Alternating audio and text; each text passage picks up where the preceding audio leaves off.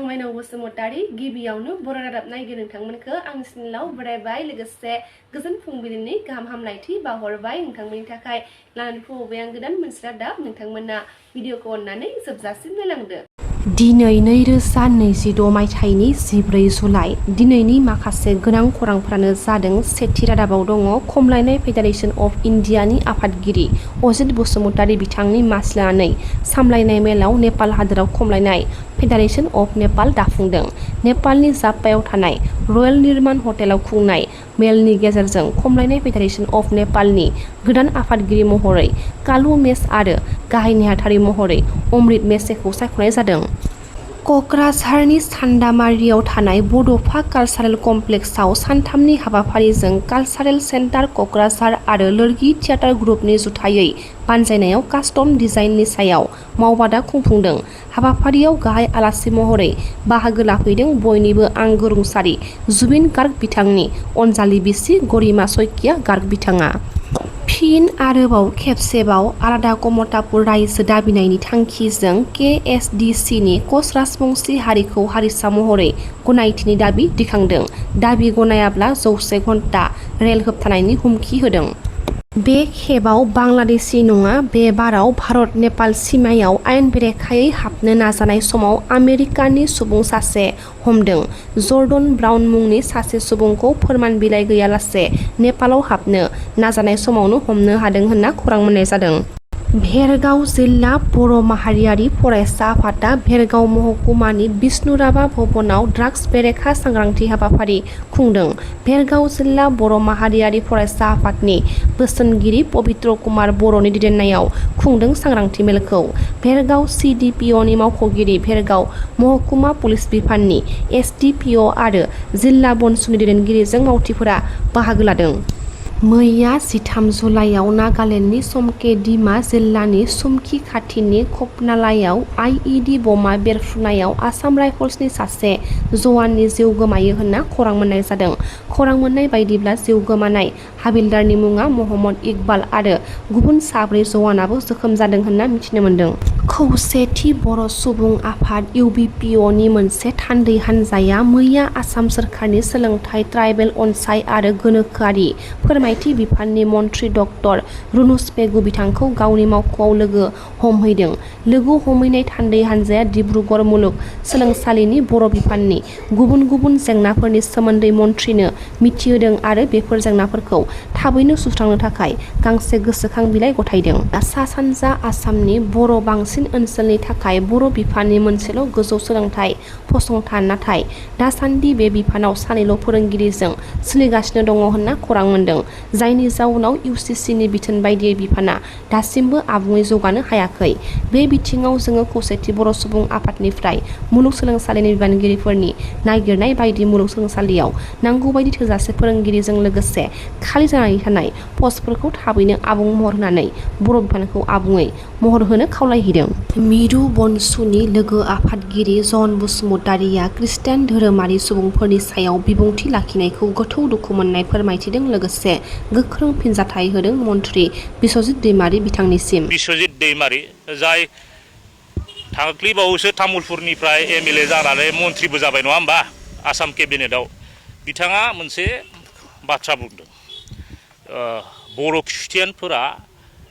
ST आव थानो ना माइनरिटियाव थानो, बे मोननैनि सुबिदानि गेजेरनिफ्राय अबेबा मोनसेखौ थि खालामना लाथों होननाय जादों। आं बिथांखौ मोनसे बुंनो लुगैदों, बिथाङा पार्लियामेन्ट नामा ST खौ बानायनो, ST बोखारनो? ST बोखारनाय ST सोसननायाथ' पार्लियामेन्टआवल' थायो। स्टेटनि गभर्नरा प्रेसिडेन्टनो नटिफाइ खालामो, बिनि कनसालटेन्सियावसो पार्लियामेन्टआव थांनानै बेखौ बे हारिखौ सिडिउल ट्राइबआव सोनांगौ ना बे हारिखौ सिडिउल ट्राइबनिफ्राय रिमुभ खालामनांगौ, बे पार्लियामेन्टनि डिसिसन। बिथाङा सोर जाखो? ना बिथाङा बर'खौ गोदोनिफ्रायनो गुबुन हारिफ्रा पलिटिकेलि डिभाइड खालामखाबाय। आन्दलन समावबो नों BLT जों NDP जों खम सैमा बायदि बुथारलायबाय। थिग बिदिनो नोंहा नैबे बिल आरो पलिटिक्सनि लैथोआवबो BPF जों UPPL जों जिबायदि दाङाबाजि, आरो थिग बिदिनो बेयावथ' हायासै नालाय बर'खौ जेनबाय, आरो बिदिनो धर्मनि खेथ्रआव बेफोरबायदि बोखावनानै जोंखौ एकदम फोरसा फोरसि खालामनानै बर'खौ गाख्रुबबावनो नागिरदों नामा? ना बिथाङा सेन्ट्रेल गभर्नमेन्टनि एजेन्ट जानानै बर' हारिखौ सोखावनो नागिरदों नामा? आंनि सोंथिया बेसो। आरो आं मोनसे खोथा बुंबावनो नागिरदों आर्टिकल 342 खौ नायोबा जेराव शेड्युल ट्राइबनि बिसय बुङो दै बेवहाय कुनु माइनरिटिसफोरा शेड्युल ट्राइबनि जि मोनथाय बेयाव जेबो बन्सित जानांगौनि खोथायानो गैया बन्सित जानांगौआ शेड्युल कास्टआवसो दं शेड्युल कास्ट अर्डार मथे 1950 आव फार्स्ट टाइम मोनसे हिन्दु होननाय धर्मखौल'सो इनक्लुड खालामदोंमोन शेड्युल कास्ट अर्डारावलै 1950 आव बिनि उनाव सिखखौ 1956 आव इनक्लुड खालामबाय बिनिफ्राय रिसेन्टलि 1990 आवहाय नोंहा बुद्धिज्मखौबो इनक्लुड खालामबाय बिथांमोनासो माइनरिटि बा ख्रिस्टियान बा मुस्लिमाव हाबोबा बा इस्लाम धर्म लायोबा बिथांमोनासो शेड्युल कास्टनि बेनिफिट्सनिफ्राय बन्सित जायो शेड्युल ट्राइबआव खिन्थु बेफोरबायदि जेबो खोथा गैया बेखायनो आं बिश्वजित दैदेनमारि बिथांखौ बुंबावनो सानदों बर' माहारियारि फरायसा आफादनि जानानै नों सोरनिबा एजेन्ट जानानैसो खामानिखौ मावदों नामा बर' हारिखौ गोदोनिफ्रायनो गुबुन हारिया नासयबोखाबाय नाख्रेबबोखाबाय बेजों जुजिसो जों थै बावनानैसो बिटिसि मोनदों बिटिसि मोननानैसो जों जि उन्नति जानांगौ बेखौ जादों आरो बेयावबो बिथांमोना बेफोरबायदि गाज्रि खर'आव सोनानै हारिजों हारिनि गेजेरावनो धर्म लानानै माबाफोर दाङाबाजि सोरजिहोनो नागिरदों नामा बेखौसो आं नोंथांमोननि मेडियानि गेजेरजों बेखौ सोंलु खालामदों प्रमद बर' बिथांनि समाव थांखि लानाय बिथांखिखौ जोंनि बिपिएफ सोरखारा मावफुंदों होनना हाग्रामा महिलारि बिथाङा फोरमायथिदों गसाइगावआव 9 कौटि रांनि बांसिन बाजेटखौ औवा दारिमिननि थाखाय अन्थाइ खाम्फा गायसनदों बिटिसिनि गाहाय खुंगिरि हाग्रामा महिलारि बिथाङा प्रमोद बर' दिनत प्रपोज करा কি কয় বেম্বু নার্সারি কাম প্রডাকশন সেন্টার এইটো আমি ফাউন্ডেশন কৰিছোঁ যেন হোক হয়তো প্ৰমোদে এইটো ভাবিছে যে ভাল এটা ৰাইজৰ কাৰণে বেনিফিট হ'ব যেন আমি সহায় কৰিম কিন্তু প্ৰমোদে সেইটো জাষ্ট প্ৰপ'জে কৰিছে কিন্তু সি চেংচন কৰিব পৰা নাছিল যেন আমি লাগি মেলি সেইটো আমি চেংচন কৰাইছোঁ गवर्नमेंट ऑफ इंडिया बा गवर्नमेंट ऑफ आसामर परा तो এই বেম্বু নার্সারি কাম প্রডাকশন সেন্টারত যেটো প্রজেক্ট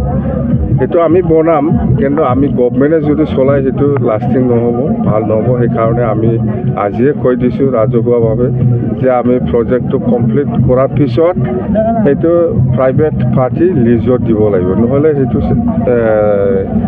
সেইটো লাস্টিং হোৱাটো অসম্ভৱ এইখিনি मिरु एबसुनि बानस' आफादगिरि खोरोमदाव औवारिया माखासे बाथ्राखौ फोरमायथिदों बिश्वजित दैमारि बिथाङा संबिधान नङा बिथाङा संबिधाननि दहाय लानाय सासे एमएलएसो बिश्वजित दैमारि बिथाङा उननि समाव संबिधाननि बाहेरायाव थायालासे संबिधाननि सिङाव थानानै बाथ्राफोरखौ बुंनांगौ होनना एबसुनि फारसेनिफ्राय खावलायहरदों लुबैयो बिथाङा संबिधानबो नङा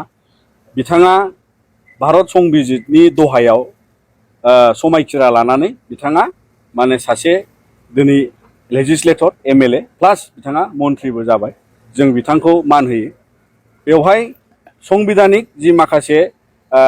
मोनथायफोर थायो आरो जोङो जि क्राइटेरियाखौ लानानै जोङो ट्राइबेल बे अराय सम माने बियो सासे मानसिजों थैजासिम थायो आरो दिनै बर' हारिया बुहुमनि बर'फोर खौसे जा होननाय स्ल'गानजोंबो आरो बर'फ्रा गेरेमसा माहारि बा खुंथायाव बड'लेण्ड नांगौ गुबुन गुबुन रोखोमै पलिटिकेलि ससियेलि जयै बावहाय जेबो धोरोम बासियालासिनो बयबो जयै फैदों आरो बियो कनस्टिटिउसनेलि जोङो शेड्युल ट्राइब बेयो जोङो रिकगनाइज आरो बेवहाय शेड्युल ट्राइबआ माब्लाबाबो धोरोमजों फाराग जाया आरो बेखायनो बयबो शेड्युल ट्राइबैनो थायो आरो बेखौ लानानै जेबो बेले बेजे जानांगौ दं होननानै जों साना आरो बेबादिबो जानो नाङा मानोना दिनै कनस्टिटिउसना जि मोनथायफोरखौ होयो बेखौ लायो रिलिजियस माइनरिटिया जाय धोरोमा माने कनस्टिटिउसनेलि माने बिथांमोना खम बिबांनि फोथायग्राफोर दङ इन्डियायाव बुद्धिज्म दं जैनिज्म दं ख्रिस्टियानाबो माइनरिटि दा बेवहाय दिनै गभर्नमेन्टनि सिस्टेमाव रावबो ट्राइबेलानो जा एबा ट्राइबेल ख्रिस्टियानानो जा डाबल बेनिफिट रावबो मोना गभर्नमेन्टनि सिस्टेमा बेबायदि स्कलारशिपखौ रावबो डाबल मोना आरो गुबुन गुबुन सुबिदाखौ रावबो डाबल मोना मानोना one wind' one benefit one scheme one scholarship one student बेबायदि मोनसे पलिसियाव गभर्नमेन्टआ सोलियो आरो बिनि थाखायनो बेफोरजों गुलाय गुजाय जानांगौ जोंनि बर'नि खौसेथिखौ सिफायनाय एबा बर'नि खौसेथिया गावस्रानांगौनि जेबो सोमोन्दो गैया आरो बेखायनो बिथांमोनहाबो संबिधाननि सिङाव थानानैनो खोथाफोरखौ बुंनांगौ संबिधाननि गोजौआव थानानै बाथ्राफोरखौ बुंनाङा जों बिथांखौ खावलायबाय मानोना बियो संबिधानिक मोनसे बिथा माने डिसिसन आरो जायखौ संबिधाननि सिङाव थानानै लेजिस्लेटर्सफ्रा मन्थ्रिफ्रा हाबा मावनांगौ नोंथांमोना बेबादिनो सोलिनांगौ आरो संबिधाननि गोजौआव थानानै बाथ्रा बुंनाङा जों नोंथांखौ खावलायबाय आरो उनाव जाहाथे बेबादि बेले बेजे बाथ्रा बुंनाङा दुलाराय बर' फरायसा आफादनिफ्राय जों बेखौ हास्थायो।